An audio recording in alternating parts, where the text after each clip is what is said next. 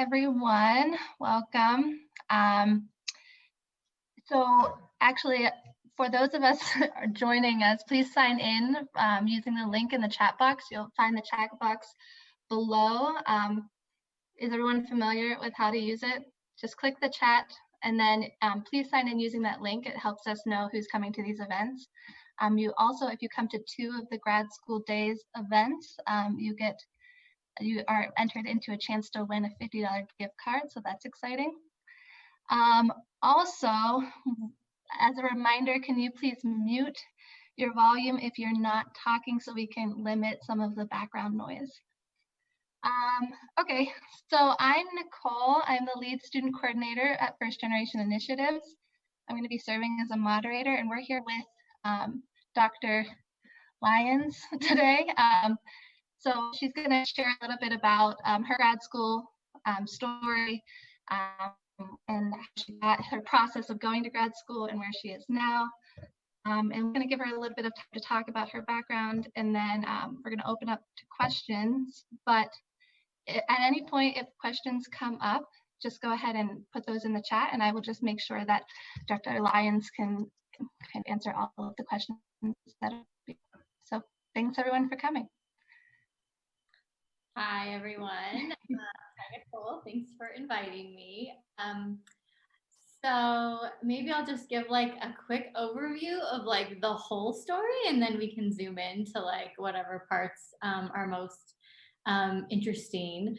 So I am a psychology professor. So my grad school story, I would say, really started when I was an undergrad, and I was a psychology major, and I knew I wanted to go to grad school, but I didn't really fully know what that meant.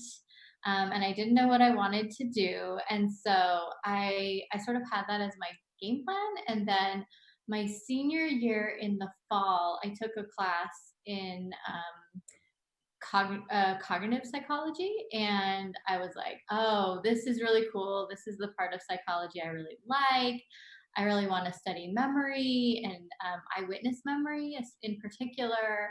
And so I think it was like November of my senior year that I was like, I think I'm going to apply to grad school. And I really don't recommend this as like a path for people to take, because you should have like more preparation than that. But so it was like Thanksgiving weekend, and all the applications were due like December 1st. And so I just did like mad rush, and I found a place where I could take the GRE, and I did. And then I like rushed and put my applications together. I ended up applying to I think I just applied to 2 schools. I'm trying to think if there was a third. I think just the 2 schools. So one of the schools I applied to was the place where my like mentor, my like undergrad mentor, had gone to school, and they had a professor that studied like eyewitness memory stuff that I was interested in. And then, okay, I'm going to be totally frank, and I feel like this is so embarrassing, but I'm just going to tell it anyways. So the other place I applied to school was the place where my boyfriend at the time was going to be going to school. And I looked at the professors, and there was someone there who studied memory development in kids. And I was like, oh, that'd be good to go work with that person. And so I applied to those 2 schools. And I ended up, so the first school I applied to was Claremont, the Claremont Graduate University, which is a kind of smallish consortium of schools in the Los Angeles area. And I got in there, and like I went to the admitted students day and like went around, and they do kind of like a visit where you go for a weekend and meet people, and like for this one, there wasn't really like an interview process. Some schools that weekend's more of an interview, but this was just sort of like, come see what we do, meet our students. And so I went there, and it was great. And then I also had applied to, the other school was UC Davis. And I got on the wait list And the person who I had applied to work with, she called me one day in like, I don't know if it was like April or May. It was kind of late in the spring. And she said, I can admit you, but I can't guarantee funding for you.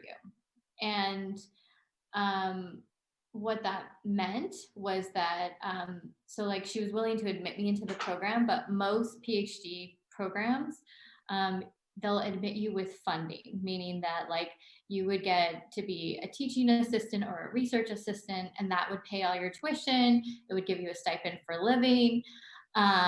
And so I was kind of then deciding between like, do I want to go to the school that I got into with full funding? It's not as prestigious. Like the researcher was like not as well known. It was also not the school where my boyfriend was, which actually, like at that point, I had started to make better life choices and started to think about what would actually be like a better program. Um, and so I took her up on the offer, which like in retrospect, like I wouldn't advise someone to actually do that because it was risky. But I was able to, in the end, get funding for all my years I was in grad school. So I went with that option and I started all this like right after I finished college. So I never had time off. I just went straight in. I was like 23 and I started grad school. And at so at UC Davis at that time in the psychology department, the model is like you pick a certain professor and they admit you and you go into their lab and you work with them. So different grad schools have different models. Like some places when you come in, you do a rotation and you spend like a month working with each faculty member and then at the end you choose, but UC Davis was not like that. So I went in and I started working with Gail Goodman was my advisor. And it was a huge lab.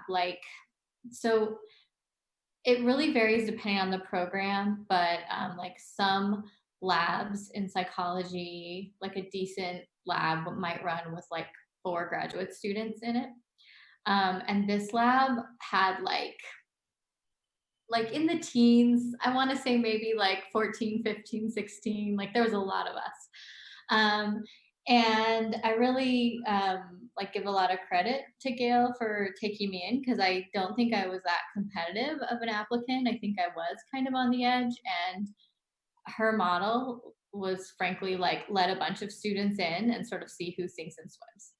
And so it was good that I got in, but it also meant I was in a working situation that was like kind of like you got to figure this out.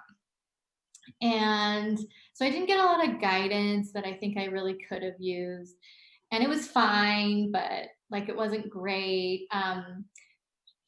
One of the things I'll say about advisors is that grad school advisors always have like pros and cons.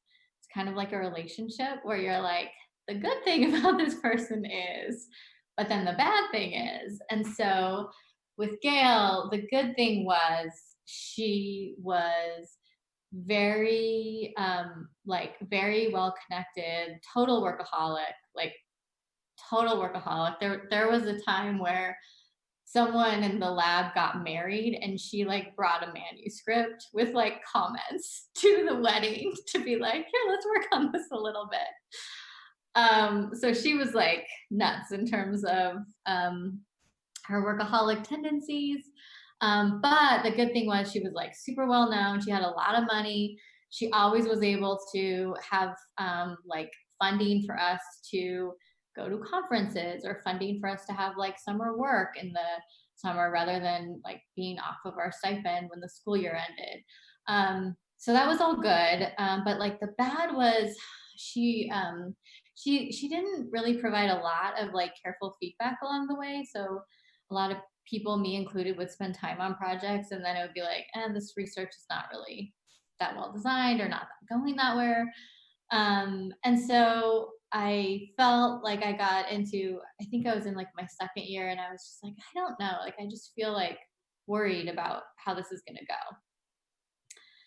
And so another thing happened at that time, which was that so Gail had a former student who had graduated, and she had applied to NSF as a like a co-PI with Gail on this grant, and they had gotten the grant. So it had funding built in to pay for a graduate student to work on it, to pay for this other person, Simona was her name, to work on it. And so then Simona came kind of back to the university.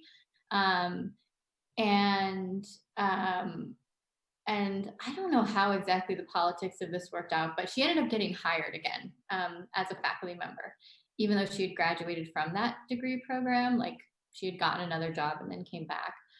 But when Simona came back, I had sort of been working on their project as a paid research assistant, and I had a meeting with her, and I was like, you know how it is to work with Gail, because she'd been in the lab, and I said, I'm just like concerned about how things are going.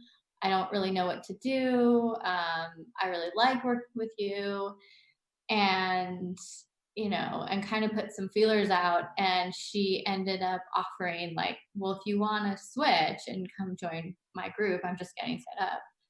I'd be happy to work with you.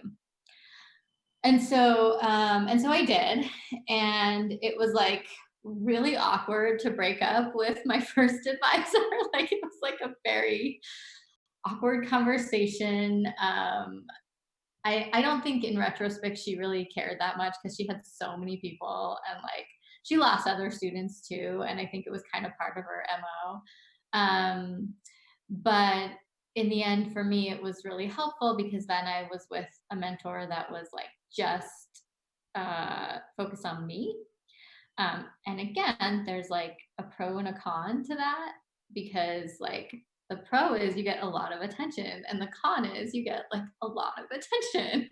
And so Simona was like really pushy, like really hands on, involved in everything I did, like watching everything, strategizing everything.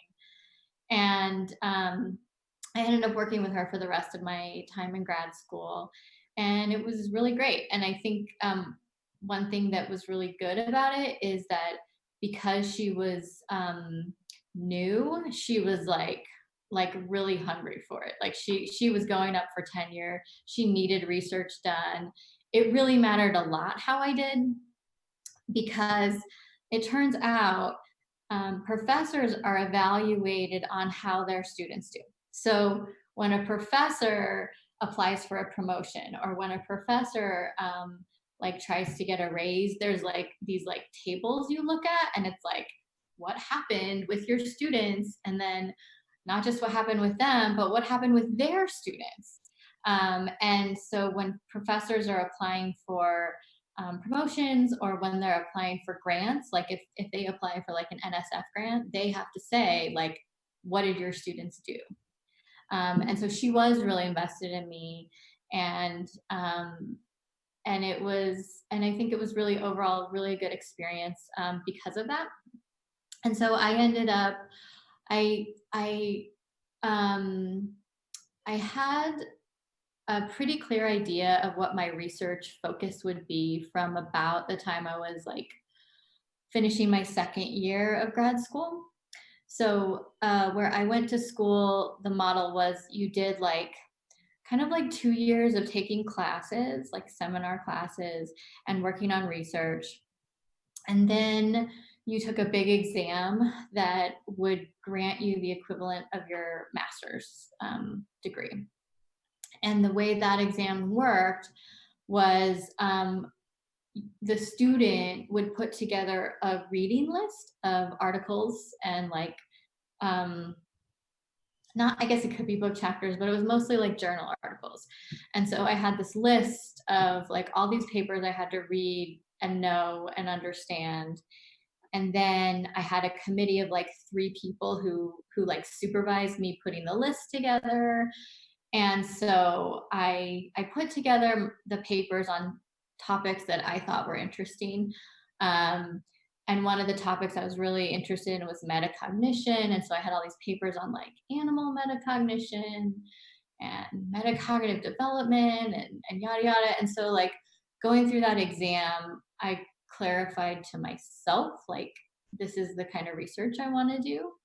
And so then I started working on what would become my dissertation, like right after that. And so the way we did it was you pass your qualifying exam, this like master's exam, and then you would put together a dissertation proposal, and that is a like you write a written thing and then you have to make a presentation about it too. And then you have at that point a committee of 5 professors. And so I picked out like the 5 people who I thought like together would complement what I was looking at.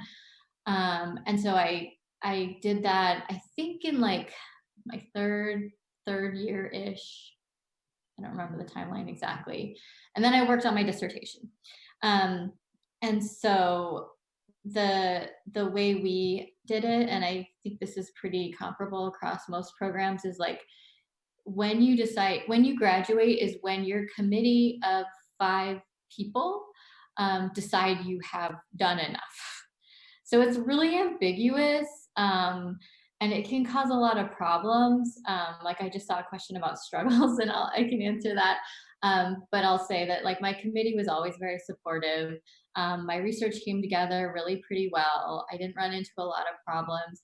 The biggest issue was my advisor was very much like, I don't want you to graduate until you have enough publications to get a really good position after this. Like, it does not help you to fast forward graduation if you're not going to get a job. And so she pushed me and she said, I know you probably could graduate in 5 years, but I think you should wait and do another year, try and get more publications out so that you'll be more competitive. And so I did.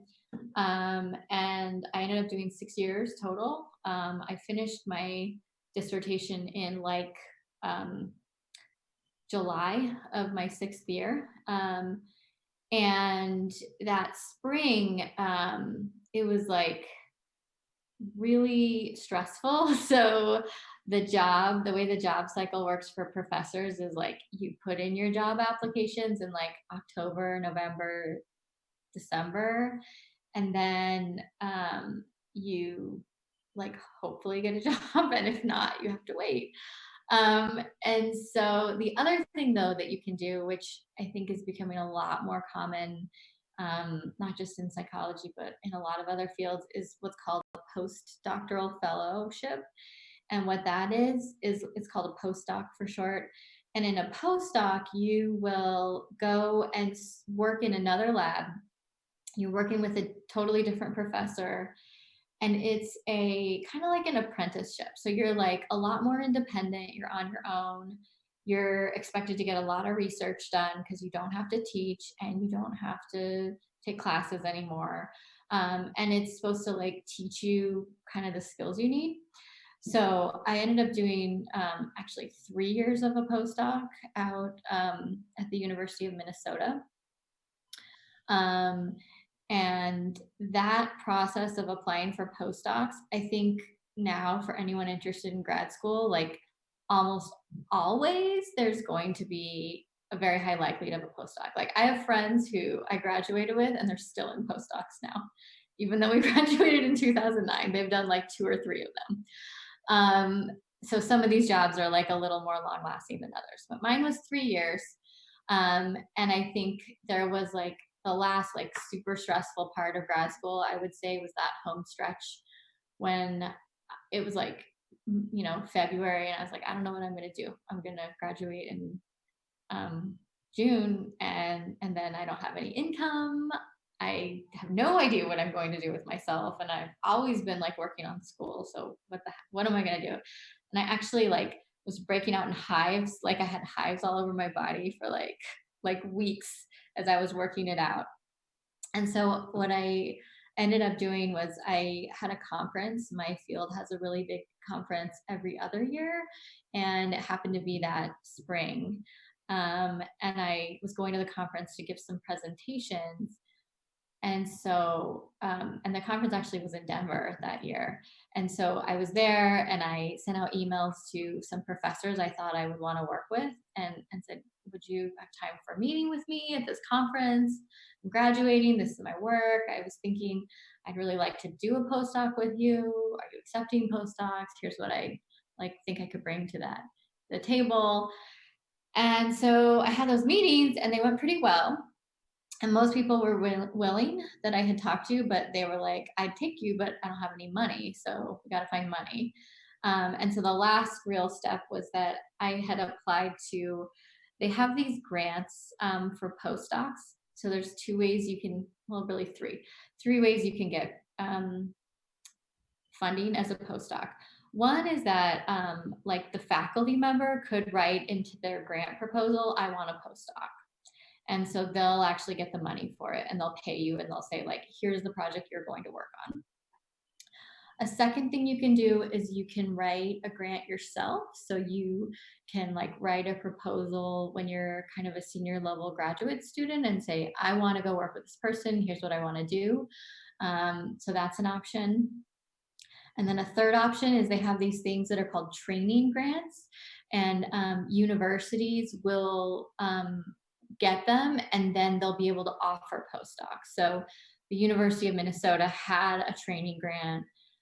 They had an opening for someone, and so I applied to that. And then when I got that, that's how I ended up at my postdoc. So I had sort of like a couple of irons in the fire, and that one came through.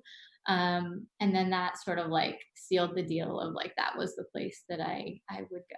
And so then I went there and I worked there for 3 years. And in my like midway through my third year, I applied to jobs and I got this one, and here I am. Well, it sounds like you had a long journey here. Um, long and complicated. But I'm going to dive into some of these questions. So it sounds to me like you did a master's for 2 years and then that was the equivalent of a master's and then continued on for another 2 years, or no, another 4 years. Is that correct? Yeah. Okay, so Sam asks, what were the benefits of skipping straight to your PhD? And is that common for all fields, or is that common for only psychology? That's a great question. So I think the main benefit is financial. So when you're accepted into a psychology PhD program, almost always they'll guarantee your funding. So they will pay your tuition. They'll pay you a stipend. The stipend is like really low. It's like terribly, terribly low. But if you live with roommates and you're like really watch your budget, you can get by on it. But if you go to a master's program, almost all the master's programs I've seen, there are some exceptions, but most of them you actually have to pay out of pocket for that. So you would have to pay money, and I never really priced it out to see what it is. So I think that's the biggest benefit. Another benefit is that when you go straight into the PhD program, you are like starting to build your connections and your relationship in terms of like research. So there were studies I started doing as a first year grad student that ended up getting published. And I think in a master's program, you don't tend to see that same sort of like level of productivity from an early on point. The disadvantage is that you are not like you're not as competitive. So like if I had gone to a master's program, I probably could have like leapfrogged into a better program.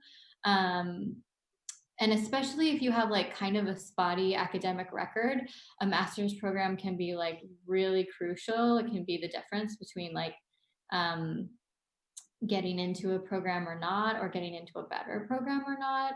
And the quality of the PhD program matters a lot. So like I always like I talk with my husband about our kids, and we're always like, so my husband went to community college and then transferred into a UC school, and then he went and got a master's, and then he went on to like UC Davis too.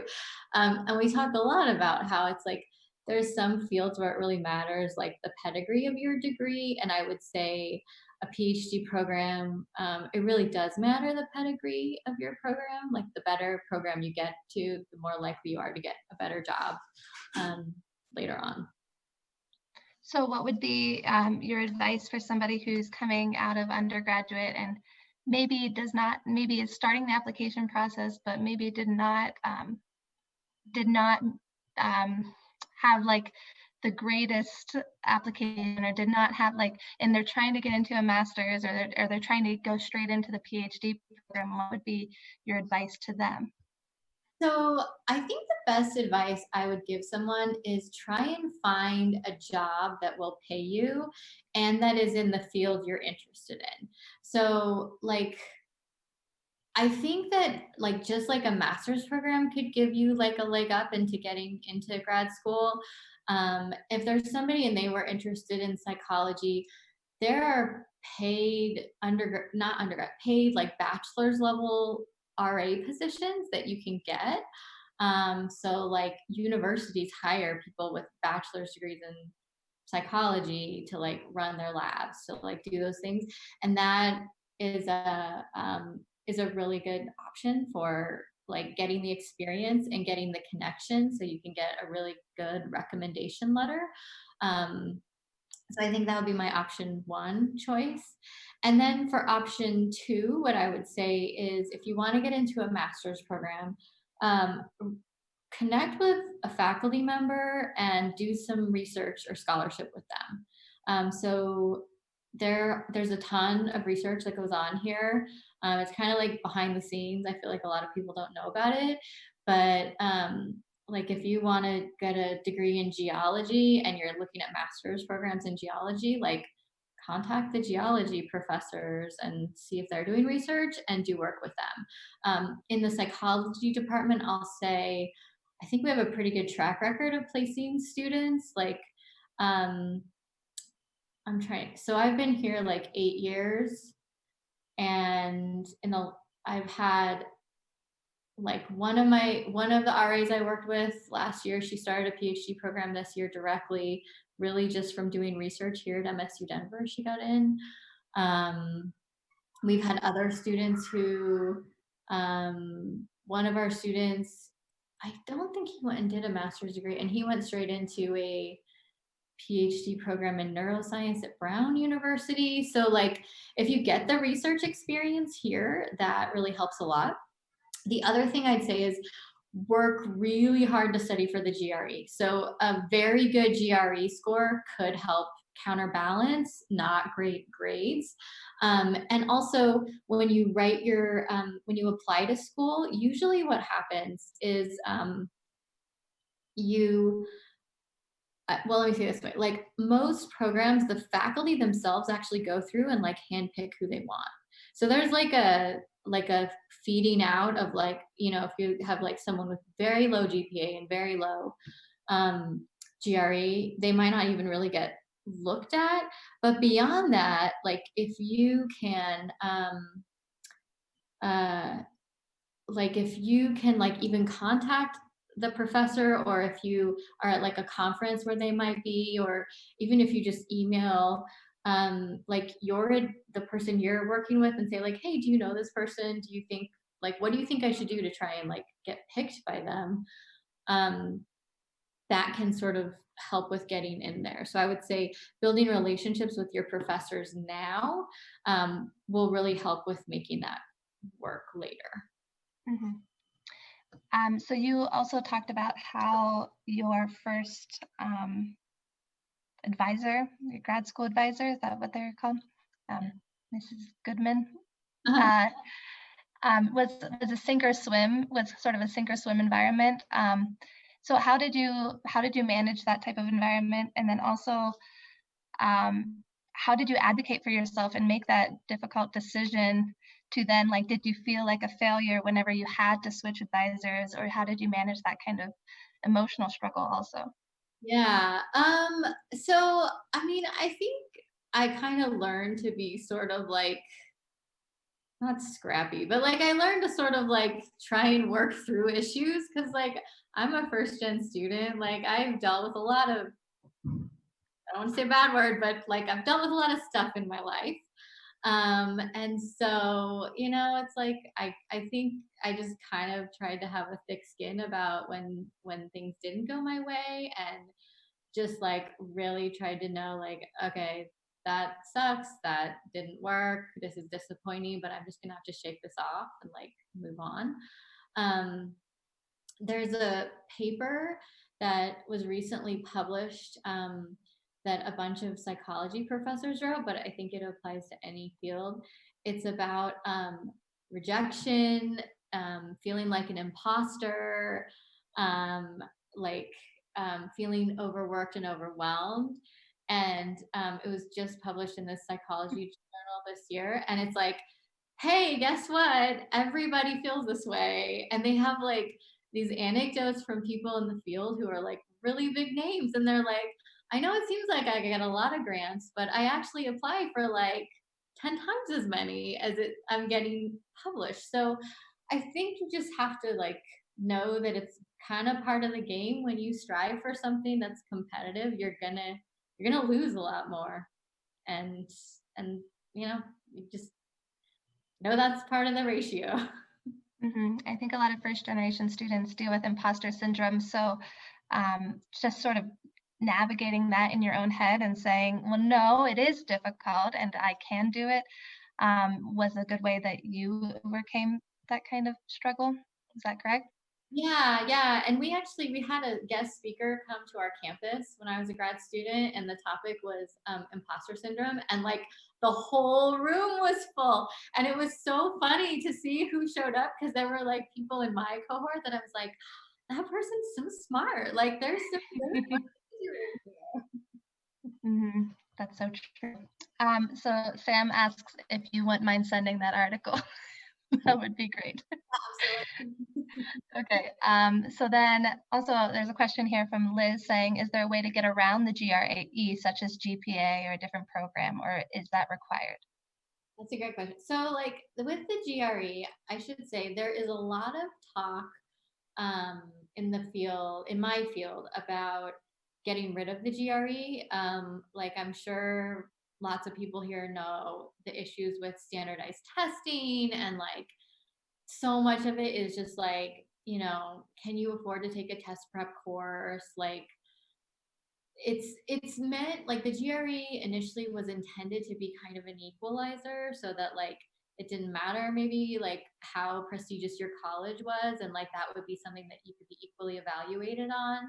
um, Letters of recommendation have also been sort of like should we have these, are they really helping, or are they like creating more bias?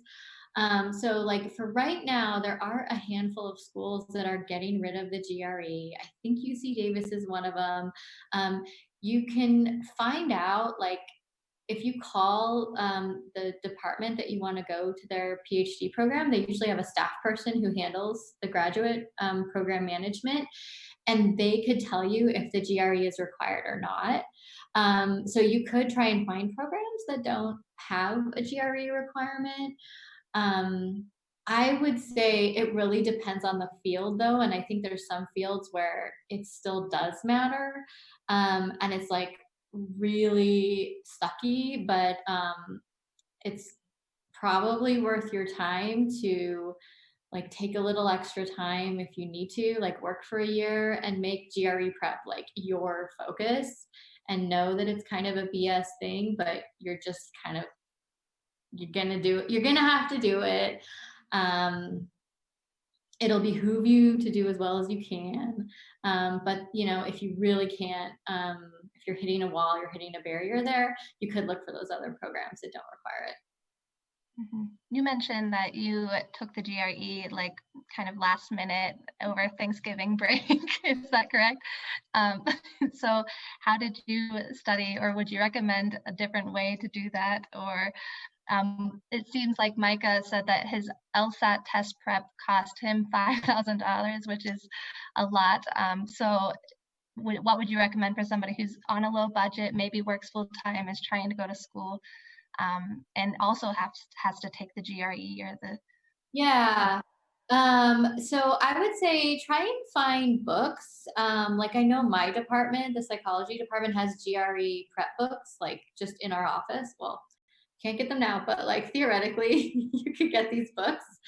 Um, I think working with if you can't sign up for a class, having someone who could be an accountability partner would really help. So maybe find someone else who's grad school bound, and each of you can say, okay, we're going to spend half an hour a day working on this. My sister-in-law graduated recently from MSU Denver, and she was studying for the I forget what's the business school exam. The GMAT or something? Is it, or is that something else? That sounds right. I don't know. Whatever the name GMAT? of it is, GMAT. I think it's GMAT. Okay. So she and three of her friends, they got together like once a week and they studied for like a couple hours, and then they every day had to commit to like half an hour. So I would say try and figure out like a study team so you have some structure. And then the other thing is like you don't need to rush. I feel like people think they need to rush through everything, but maybe it's worth it to like take a year, because like half an hour studying every day for a year is a lot of studying. If it can make a big difference in your life, it might be worth it. That's great advice. So then you did a lot of research. Samantha asks, what was it like to conduct research, and what did you enjoy about that? So what I enjoy about research is like I feel like it's like a mystery where you're like, ooh, I wonder about. And then what's cool about research is that you get to be contributing to the world's knowledge. So like I always liked learning, and I guess probably everyone here likes learning because like that's why they're on a call like this. So it's always fun. Like it's always been fun to me to like read about facts and like and learn about things. And I think what's cool about being a part of the research process is that like you like are creating the knowledge that the world will have. And so that's really, really neat and fun to do. It's also fun to think about like the design process. So like, so what I'll do or what I would do is like I would read a journal article.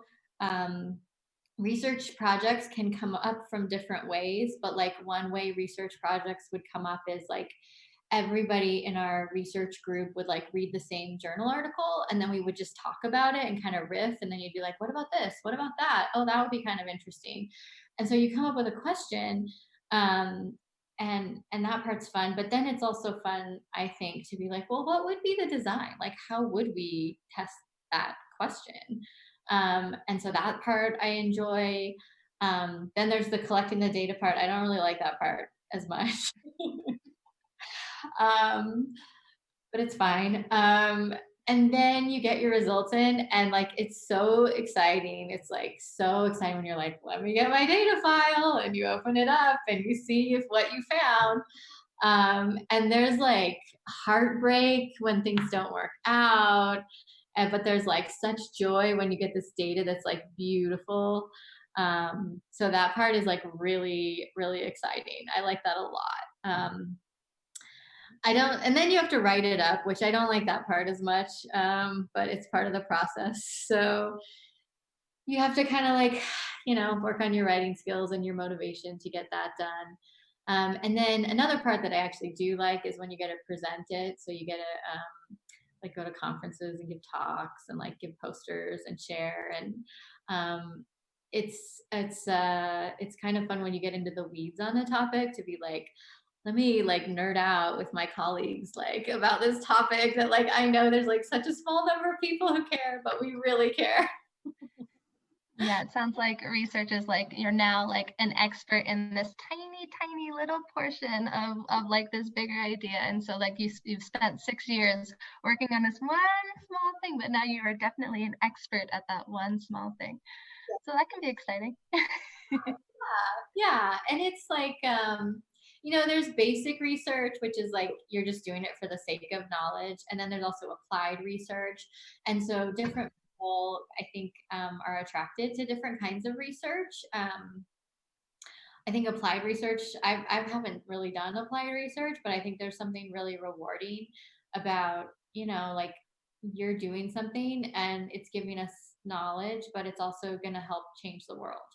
Um, and so that's something that I think can be really personally fulfilling as well.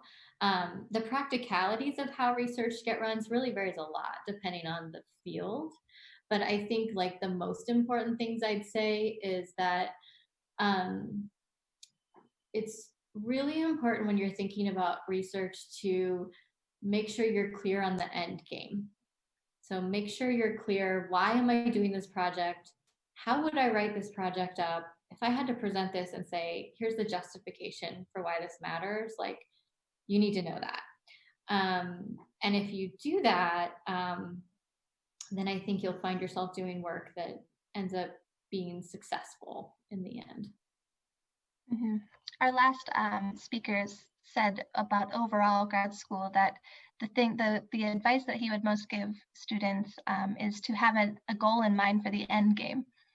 So like, why did I get into this? So that helps you persevere through the struggles, so that you know why you started it. So you'll know why you want to finish that. Did you find that to be true in your whole education? Yeah, I think that's a really smart piece of advice. I totally agree. And I think it's not just important for motivation, but I think it's also important in terms of practical outcomes. So right now, like we're in a like total crisis financially. But even before this happened, the number of jobs that were opening at universities, like for professors to get into, was going down, down, down, down, down. So there's a thing you can do. I think it's probably true for other fields as well, but in psychology at least, you can Google psych jobs wiki, and there's a web page where it lists all the jobs that were available. And you can like backtrack it. So you could do like psych jobs wiki for 2010, psych jobs wiki for like 2014, and look at your field. I mean, I would say if your goal is to be a university professor, right now that's really, really, really hard as an endpoint. But there are a lot of other jobs that people with PhDs do. So there's PhDs who work in a lot of like data and analytic kind of fields. People I know have come out of grad school, they're like working for DPS, or they're working for these like data visualization services. They're working as like data scientists in labs.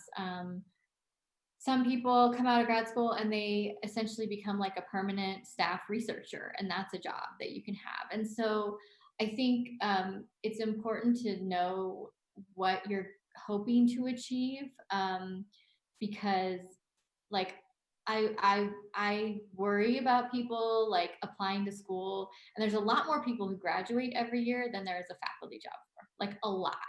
Not even funny how many more there is. And so I think that's important because that also can help you decide like what do you want to spend your time on in grad school. So like if you for a lot of fields there's like the academic side, but then there's also like a lot of applications, like going into industry. And so you should know like what are the skills you should learn. Like maybe plan A is to become a professor, but if your plan B is like to find some industry job, like find out what are the skills that they need and start working on those as well when you're a grad student. Yeah, that's great advice. So you mentioned earlier that you broke out in hives because of the emotional stress you were under. Um, Sam says, I know that other people also experience a lot of mental and emotional stress. How did you handle this or overcome this? And what do you recommend for others to do? So I will say this. Some of the stress in grad school is like it varies, and there are some frankly abusive practices that happen. So if you are stressed out because you are being mistreated by your advisor, or you're being like sexually harassed, or if like something like that is happening, the approach I would say is like more of a solution oriented problem, like if you're being mistreated, go to another faculty member for advice. Switch out a lab, like find some other place to go. If what your stress is because you are like uncertain, I think the best thing to do is to talk about it. So talk to your advisor, talk to your classmates, talk to a counselor. Like universities all have therapy available through counseling centers. I talked to our, there was a couple of periods where I went and I talked to our counseling center when I was in grad school and when I was in college actually. Cause for me, like when I'm like overwhelmingly stressed out, I also feel like really depressed. And so I felt like I had to get it out. Like I had to get it out. If I didn't get it out, it would just like paralyze me from like doing anything. So I think that's a piece that is really important. And then I think another piece is like making time for fun, and like making time for like building relationships. So one of the best things about grad school is like it's kind of like I don't know, it's like you have your group of people that you're with and you're so into your topic and you're doing things that are like really exciting and cutting edge, and like I mean it's kind of amazing learning what everyone's doing. And I remember in grad school like going to parties and everyone would be like, you talk about your research, which is like so nerdy, but like everybody's so into it. And so you kind of have an experience where you're going through something really hard, but you have people going through it with you in your cohort. And so like some of the funnest times I think I had was being in grad school because I made really good friends and we were like there together, spending long hours together, having the same experiences. Everyone's kind of older and wiser. Um, and yet you're still sort of just like, yeah, we're floating around in this in between time. So here we are. So I think making connections and like giving yourself space for that social network can really help too with the stress. Yeah, so finding a good mentor or contacting faculty or going to a counseling center or having peers are all part of that social support, and that helps you get through any kind of challenges that you need to face. Yeah. Yeah. That's nice. So a while back, Sam asked about postdoc. Um, what are the benefits of postdoc, and is postdoc only for people who want to be a faculty member? So the benefits of postdoc is you get more training. So for certain fields, it's almost like a necessity. So like everyone I know who graduated with a degree in neuroscience, they did a postdoc. Because now, like as narrow as everyone's knowledge is, it's like there's so much more technology and so much more statistics and methods that you need to know, that it gives you like more in your tool chest for how you can do your research. Another reason postdocs are a benefit is anybody who wants to get a job at like a research university. So there's different kind of universities. Ours is more teaching focused, others are more research focused. Like I think unless you're in like the humanities, you need a postdoc really to be competitive. They evaluate you based on how much work you've done. So if you've been in grad school 6 years and maybe you published 3 papers, 4 papers, that's great. But then like if you do a postdoc for 5 years and you show that now you're publishing a lot more, that can really be a benefit.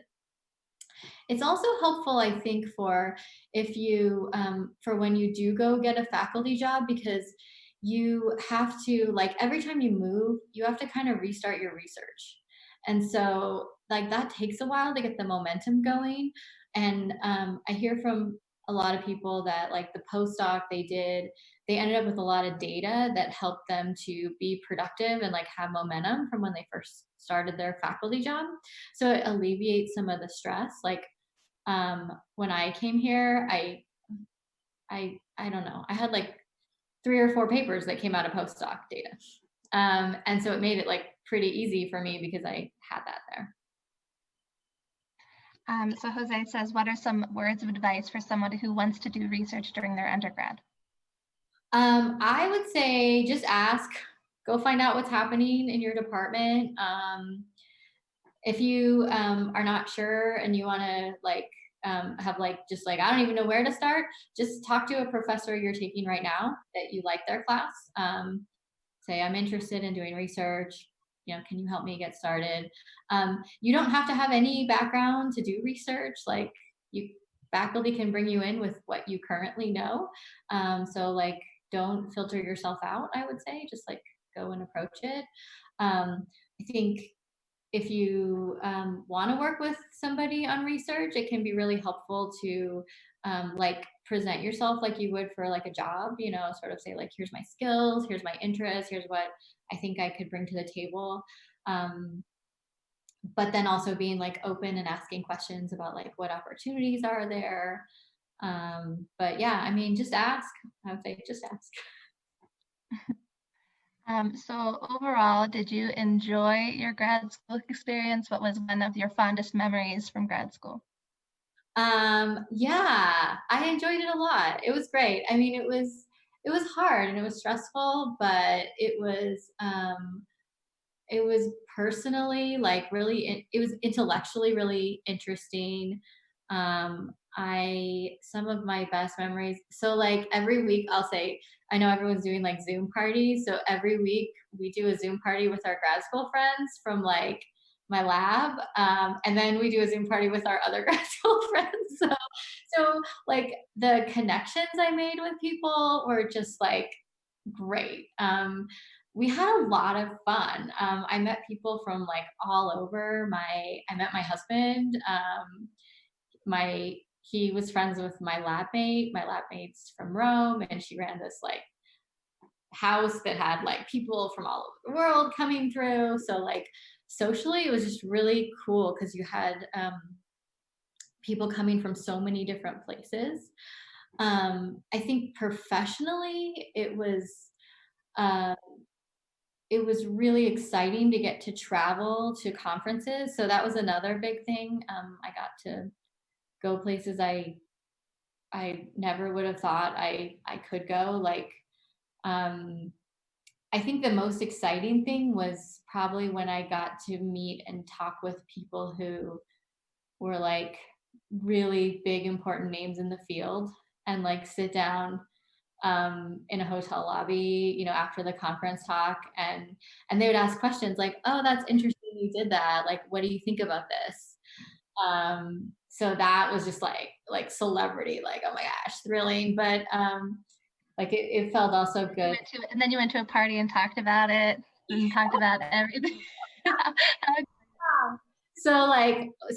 Something happened not in my grad school, but in my postdoc, where I went to this conference that was like a pretty small conference. So it was sort of like invitation only, and my postdoc advisor had asked me to come.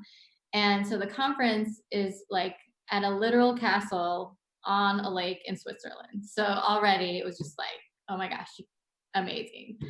And so at one point I went out on we had these like meals together, but I went out on the patio like before the meal, and I sat down at this table with Walter Mischel, he's recently passed away, but he's the psychologist who did the marshmallow study. So he's like super well known, and like we had a group together. I don't know what the marshmallow study is. I'm sorry.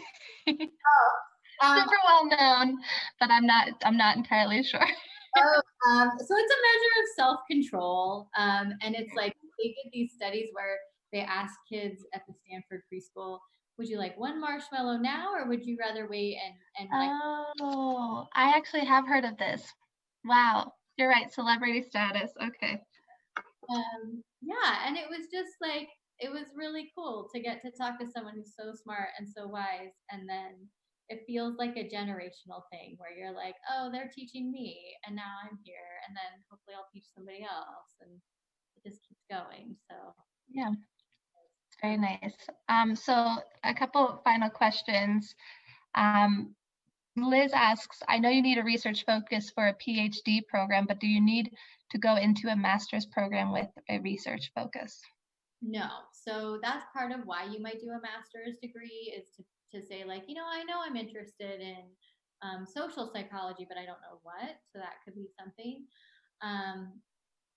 It also, yeah. And I think I should say, your focus often changes. You're not going to like always stick to 100% that same thing. But it does help to go in with like more of a clear idea. Thanks. Thank you. Did anyone have any other questions, or did I miss any along the way? If not, then I think we can finish up. Yeah, Thank you so I much. think we're at time anyway. Yeah, we're at time. So thank you so much, Dr. Lyons. It was very nice for you to share everything with us. Yeah. Article, if anyone has questions, feel free to send me a message. And good luck, everybody. Yes. Can I say one last piece?